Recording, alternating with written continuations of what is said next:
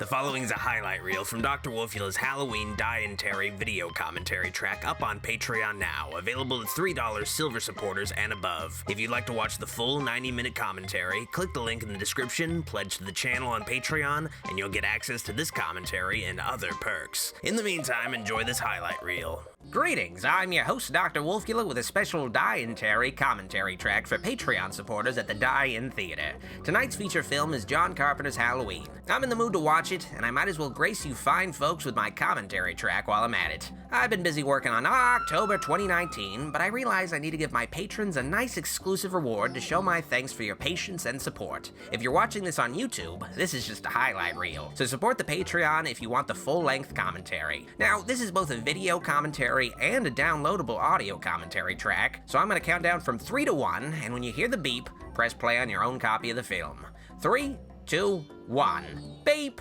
Okay, so you don't really need a good excuse to watch Halloween, and I'm going to prove this to you. You do not need a good excuse. It doesn't even have to be Halloween time. I'm watching this at 4 a.m. I just woke up, and I'm watching fucking Halloween 1978, John Carpenter's classic. You know, you start your day right. You get some Halloween action in. Just wake up, get some Halloween action in. You don't even take a shower yet. You watch a whole 90-minute movie. And you start your day right, and then you get everything else out of the way, knowing that you got some Michael Myers action in your day, like just right from the start. It's just the perfect way to start a morning. It's not weird, okay? It's not weird. It's not fucking weird. This isn't weird. I'm not weird. I don't want you to even fucking think I'm weird watching this at 4 a.m., 4 in the morning. I just woke up, but I'm not weird, okay? I'm not weird. I'm not weird.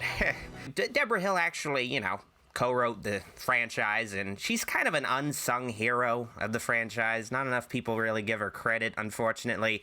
I mean, this film is called John Carpenter's Halloween, like he had it in his contract. Put my fucking name at the top, but it's sort of unfortunate she doesn't get enough credit. She, you know, came up with the actual human characters. Of course, John Carpenter came up with the cooler stuff, I have to admit, but still, it wouldn't really be the same without the actual human characters. She did a good job. There's actually, you know, for Halloween Resurrection, there was like a really cool alternate opening with like showing Michael Myers as a kid with his family. They cut that. That would have been an A+, but no, like I don't know, they really know how to shoot themselves in the foot with these Halloween movies sometimes. Like, they had a cool thing and they just didn't use it. Just put some fan service in. That's what I'm liking about Halloween Kills. They're going with a lot of fan service. Like, right out of the gate, they're having, like, fucking Kyle Richards play Lindsay Wallace again. That's cool. That's cool. I mean, they didn't get Brian Andrews back as Tommy Doyle, but they, you know, probably for the best. He's probably... I don't know what Lindsay Wallace is going to be doing. Like, she didn't have much of a role in this movie, so we'll see what she does. But I'm guessing Tommy Doyle is going to have a big role if he's played by fucking Anthony Michael Hall.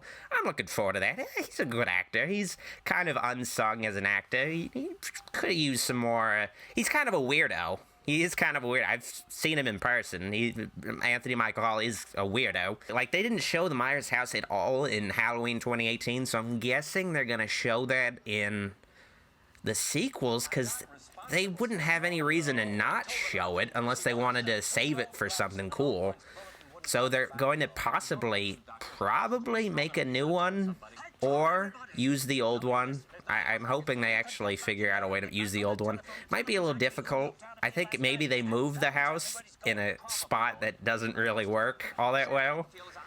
You know, I don't think it's in the middle of the same neighborhood, which is so weird. They did that with the Texas Chainsaw Massacre house, unfortunately. Now it's like a barbecue, which is cool, but they moved it to like a different place, so I guess it's more of a convenient location, but still, you know. I remember Rob Zombie commenting that Michael Myers had such a clean-looking jumpsuit, like he had the cleanest-looking I almost said janitor. He had the cleanest-looking mechanic jumpsuit. That's not really all that clean. Like, on this HD picture, you can really see a lot of the grime and stuff all over it. It's something I never really appreciated before. Like, yeah, it's not a clean mechanic jumpsuit, I have to say. So I don't know if that was totally accurate. He made sure that, like, The Rob Zombie film, he made sure that that fucking mechanic jumpsuit just looked like it was just shit on. Like someone, like, took a jumpsuit, you know, straight from Dickies, took the jumpsuit, just put it on the floor, and then just had someone just fucking diarrhea shit all over it, because that was a filthy jumpsuit, and it became even filthier as the sequel came on. Like, oh boy, just a fucking filthy jumpsuit. Like, just, oh god, like, just almost derogatory towards mechanics. Like, just no faith in mechanics being like human beings. Like, they just live in their own shit. Oh boy, got that Fresca. Oh boy, just so you know, I'm not sponsored by Fresca, but I'm hoping I can set something up with Fresca, because it's a wonderful drink. It's a wonderful drink. I give it my full endorsement, my full shining endorsement. You're sort of thinking, oh fuck, Michael Myers is calling Laurie Strode. He might have called her just then, but that would be impossible unless he, like, snuck into somebody's fucking window. I guess it was just Annie the whole time, and there you go, I know her name. So Linda is BJ Souls, and Annie is the sarcastic fucking Nancy Loomis bitch. Okay, I'm caught up. I'm caught up on Laurie's friends. They're not... You know, I mostly just remember them for their personalities. Linda's the, you know, slutty bitch, and Annie is the sarcastic bitch, and they're just they're perfect foils for, you know, Laurie Strode, who is just this sort of chaste, chaste bitch, I guess. And I do have to say, she's carrying that huge pumpkin like a champ. I really do have to give it props. And is that a quilt? Yeah, that is a quilt. Oh, man. Is she gonna, like, I guess she's gonna do some embroidery, maybe? Oh, she's a fun babysitter, I have to say. She is a fun babysitter. And, of course, this character was played by the late Sid Haig in the remake. And I know I goofed on it, but I probably would have liked to see Sid Haig as Dr. Loomis. It probably would have been interesting. I probably would have fit the theme of Rob Zombie's Halloween better. You know, Malcolm McDowell definitely felt like a safe choice. It worked, but, whatever. It is what it is. Rest in peace, Sid Haig. I love the fact that he's like this middle-aged man, but he's got some really fucking cool sideburns. Some really cool 70s sideburns. I would kill for sideburns like that.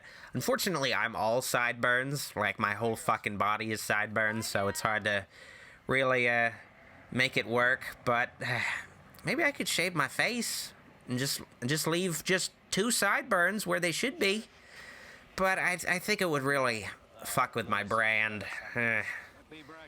Maybe when I have some free time, when I'm not in front of the camera as much, maybe I'll try to make that work. But I would really appreciate having some good Charles Cypher sideburns. Even Donald Pleasance looked at that guy's fucking sideburns and he's like, oh man, what I wouldn't give to have some sideburns. And ironically, Michael just drove by. There needs to be more Halloween films co-written by women. Like, after Halloween 2, that was it. Like, that was the last time a woman had anything to do creatively with this series, and I feel like that's a shame. I feel like Allison and her friends would have been much more authentic if an actual, lady was writing their dialogue and stuff. I feel like that was something that was kind of hollow in the new Halloween. I think this movie's much more frightening if you're watching it at 5 a.m. like I am. It's just the spookiest hour, 5 a.m. It's not an irritating hour to wake up at all. And I love that. He's, like, there for, like, a moment, and then he just fucking disappears. Like, that's so cool. This movie has so much fucking cool shit. Like, everything about Michael Myers is just here in this movie. It's not like, okay, well, it's not like fucking Jason Voorhees. Jason Voorhees is great, but it took a while to develop him over films to the one that we, love and appreciate today. Michael Myers is fully formed in this movie. It's all there. It's so fucking cool. It's so fucking impressive. Even Freddy, in his first movie, not quite all there yet. Not quite all there yet. Still really good in that first Nightmare on Elm Street. Still not all there yet. It's a cool death, especially since she got slashed, but I don't think they show the blood. Yeah, they don't show any blood, but her eyes, kind of ruined. It's a little too cartoony. It's a little too goofy, but Maybe that was on purpose. Maybe they wanted to put some humor in the middle of the movie, but it's a little weird when she's like going all fucking cross-eyed. Okay, they need to digitally replace Brian Andrews in this scene with fucking Anthony Michael Hall as a kid. Like, just to create some better sense of continuity. Like, just, you know, like what they did with the special edition trilogy. They had Tamara Morrison redub Boba Fett. Like, just, we gotta go back and digitally fix some continuity issues, okay? We gotta do it. We gotta give... It's important that Boba Fett has a New Zealand accent, and it's important that Anthony Michael Hall is retroactively in this film, so it works better. Trying to find, like, a nice, cute sort of negligee in this fucking closet, and he gets stabbed in the eye. Like, it's fucked up. Of course he's pissed. Of course he wants some, like, bit of revenge. Like, fucking Laurie's just screwing him over this whole rest of the movie. I know I'm getting into this late in the movie, but whatever. He was supposed to be a clown mask, but they settled on a painted white William Shatner mask, believe it or not. I know, this is some crazy trivia that you probably never heard before, especially at the end of the movie. Oh boy. I know it's crazy. Captain Kirk is Michael Myers' mask. It's nuts. I know, Laurie is just freaking out right here. She's like totally just, her whole worldview, she's a huge Star Trek fan, so her whole worldview is just shattered here. Well, that was John Carpenter's Halloween, a classic.